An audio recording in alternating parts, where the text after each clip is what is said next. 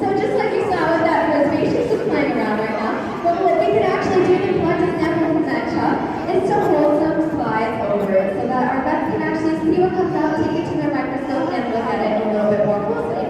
So we can actually find out a lot of information from that chuck sample. So it's kind of like a sneeze, we're seeing what's going on in that respiratory system.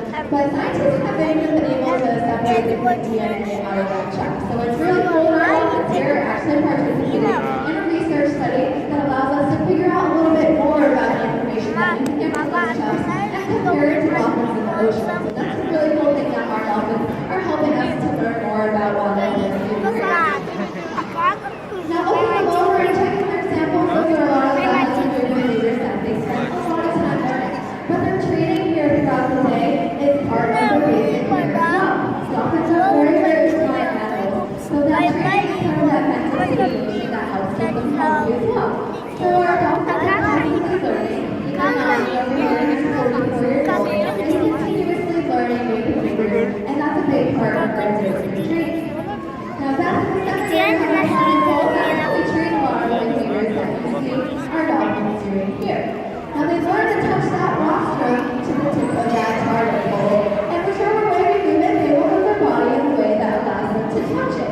So that's how we train a lot of those big aerial and high energy behaviors that you can see dolphins doing, is originally starting with that target pole just like that.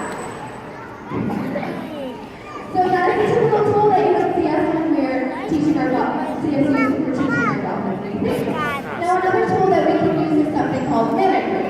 So dolphins, when they're really young, they typically learn from mimicking their mom and her teaching them what they need to do. So we can use that type of learning with them as well, but not mimicking our behaviors. So if you see back in the center and Spirit over here, they associate different body parts of ours with different body parts of theirs. So when Beth moves her body a certain way, Jade is moving in the same exact way as her. Now you can see they associate individual body parts as well, so we're going to associate with those ventral fins. And with our feet, they associate their boots. So if we jump up and down, they will move theirs up and down as well.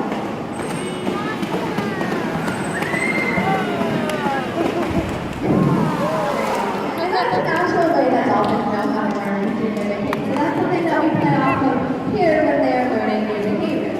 So learning is part of their day every day. Like I said, our dolphins are continuously learning. They're very smart, very curious animals. So when we give them new behaviors to learn for that mental stimulation, they get really excited about it. And it's kind of like solving a puzzle. Because at first they don't know what we're trying to train. And we break everything down into really small pieces. So eventually they put all those pieces of the puzzle together to make these learn new behaviors. But when they're first learning it, it's a lot for them to figure out. So we keep it fun for them by keeping our training sessions very short and sweet when they're learning new behaviors. Because if you challenge them too hard all at once, they won't be able to follow them. It's kind of like solving a math problem that's way too hard to do. That just makes frustrating and us. So what we do is break it into really small problems that are easy for them to solve, and they feel really good and excited that they were able to do that. Now another way that we train here is something called capturing. So there are some things that we're just not really able to train, but we can actually capture them in the act of doing that. So an example of that would be some of the vocalizations that you guys hear dolphins make. Now we can't have them do that, but what we do is when they do it on their own, we blow our whistle, which does that mean you're correct. So usually if you blow your whistle when they do something, they kind of look at you like, hey, what did I do? Why did you blow your whistle? And they try again to see if that noise they made was why you blew your whistle. So you blow again, and then soon enough they start doing it more and more because it becomes a fun game for them.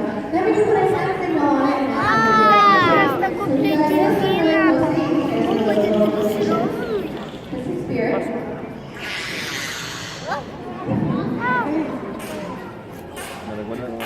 That was Jade.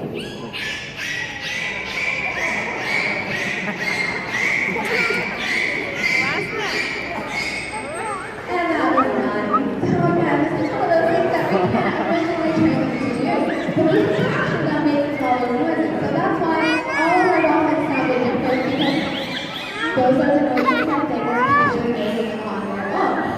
So that's another fun thing for them to learn, is that mental stimulation is figuring out that game of what we're doing. Or capturing is a fun way for them to do it. Some of the dolphins have actually come up with their own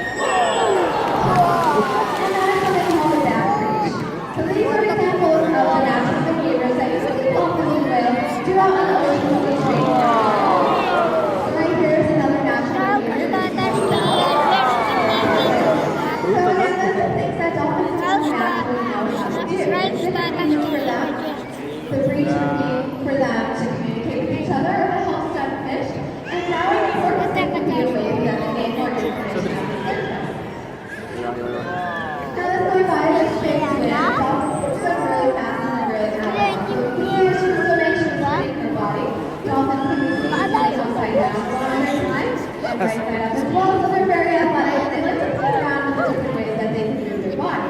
So that was a good example of how they can actually turn and turn. Now they'll have to have these fins that allow them to do this. So they have the pectoral fin. That's actually what helps them secure while they're swimming. And then these big flukes on the bottom. These are what actually helps allow them to swim. So the muscle right in front of the fluke is called the peduncle. That's really small. And that is what allows them to swim really fast and do all those high jumps that they're able to do. So exercise is a way that we promote that high energy behavior with them. And it's another way that we care for our dolphins because we can assess their energy level based on how much energy they put into their behaviors. So a dolphin that normally likes to jump really high and has a lot of energy, if all of a sudden one day she wasn't acting like that, that could be an indication to us that maybe she didn't feel well. And then we can start using all of those samples that we're able to collect from our dolphin to better assess if she feels okay or if she just didn't jump at the right time. But again, it's a good indicator of their health level to encourage all of that high energy behavior. So working on their diets and being able to take samples from them and having them feel comfortable with their bed and stimulating them mentally and physically exercising them as well. That's how we take such great care of our dolphins here at Dolphin Center. Now our trainers are going to be finishing up their session, so please feel free to watch them as they do their dolphins. If you guys have any questions about dolphins, we'll be hanging out over on this right side after the training session. So please feel free to come over and ask any questions that you might have. Now Dolphin Discovery will be closing at 5:30 tonight, so if you guys want to check out this side of the aquarium, you can head on downstairs after the session. There's some underwater viewing windows for you to check out on the equipment.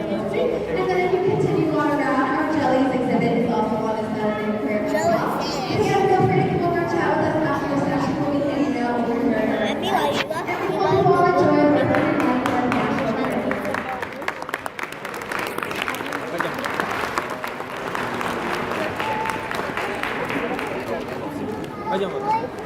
That was cool.